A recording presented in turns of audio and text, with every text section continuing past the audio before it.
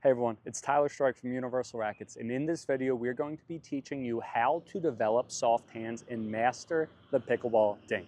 If you watch this whole video, we're going to be giving you tons of tips and tons of tricks so you can keep the ball low and force your opponents to hit the ball up instead of you popping the ball up so you can smash the ball down and win the point. We're going to be giving you tips, tricks, and drills on how to get soft hands. You need to have soft hands in pickleball in order to keep the ball low. If you don't develop this, you're never going to be able to progress as a pickleball player. Now, what does soft hands mean? All that soft hands means, in my opinion, is discipline. You need to have discipline to just tap the ball back rather than trying to kill it.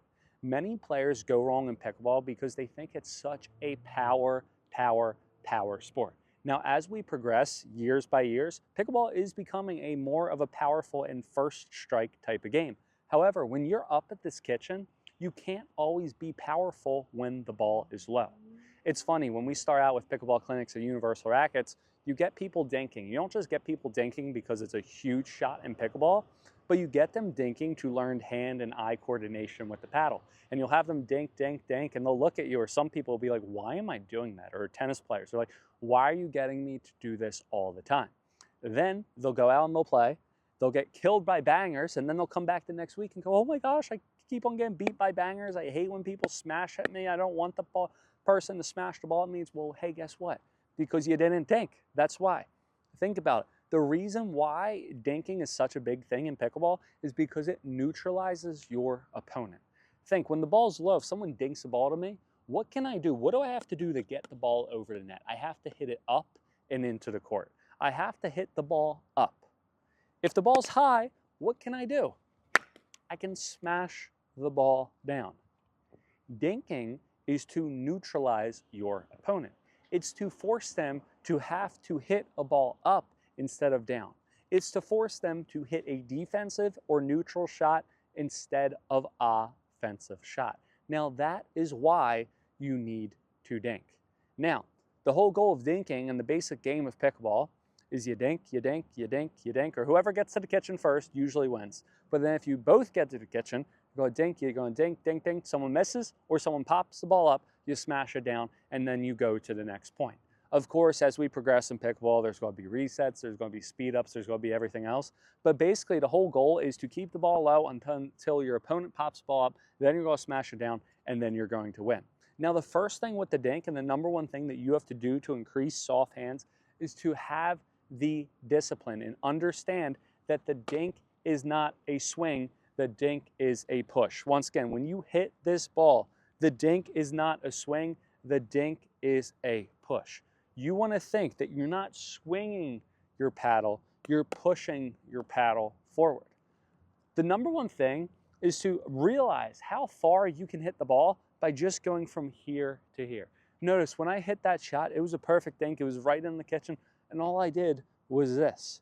You have to understand and accept that you don't have to make it big, that less is more. In pickleball, especially while you're dinking up at the kitchen, you need to be compact and you need to be precise. Once again, when you hit, you need to be compact, you need to be precise. You can't be taking a giant big swing. So start working on the first thing to develop soft hands. If you can, if you have a partner, even better, but just try to hit the ball and limit the amount your paddle moves. I want you to go out and hit with someone and dink with someone and try to keep your swing as small as possible. The whole goal is to move your paddle the least amount. Now, there will be times where, okay, you go like this and it goes in, then what are you going to realize? You're going to realize that you have to hit a little bit tinier. But what you're going to feel and what you're going to grasp is, wow, I have so much control if I just go like this. I don't have to go like this all the time. I can just block it back. Now, the next thing that you can do to have soft hands, and a great drill to do, is you're going to be dinking with someone. It's only me today, but the Pickle Yogi's coming back tomorrow. Super excited. It's getting a little bit warmer for her to come out, but can't wait to have her.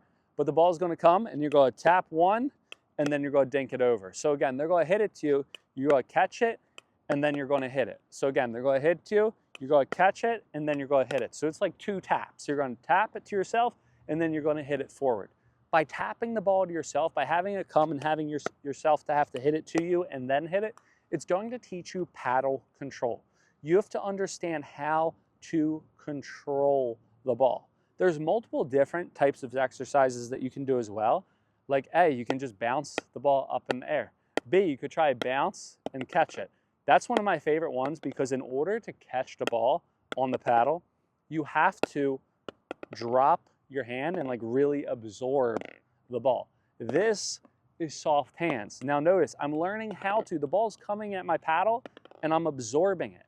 If I'm holding it super tight and like try and smash it, look, I'm never going to be able to catch the ball. In order to do this again, what do I have to do? I have to really absorb the shot. When I hit again, I have to absorb it. I can't just be popping it up. When you're dinking, you have to learn how to absorb your opponent's pace. You have to learn how to absorb your opponent's power. You have to realize, once again, I'll keep on saying it, that less is more.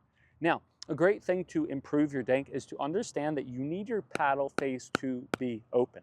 The number one reason why you're not consistent, why your life is harder, the number two reason is because your paddle is not in the proper position. If you try to hit a ball from low to high and your paddle's down, where's the ball going to go? It's going to go down every single time.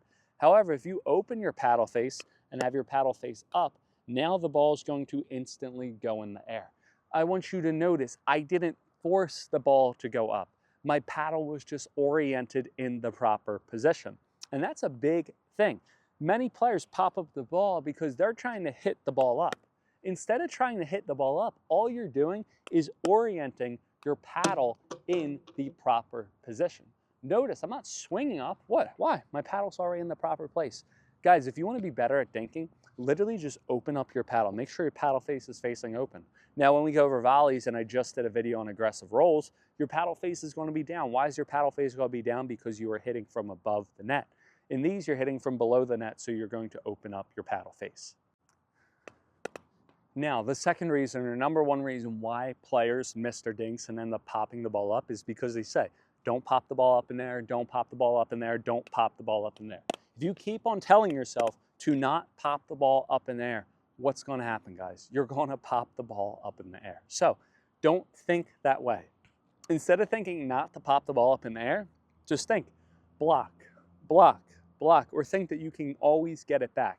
I recommend, and what I used to do is I used to drill tons of dinks. I drill dinks for 15, 20 minutes. So when I went out and played players, I knew that I trained so hard. I've done this in training so many times that I know I can hit one more ball back than you. If you go and dink against me, and we're going to be in a dinking rally, I know that I am going to outlast you.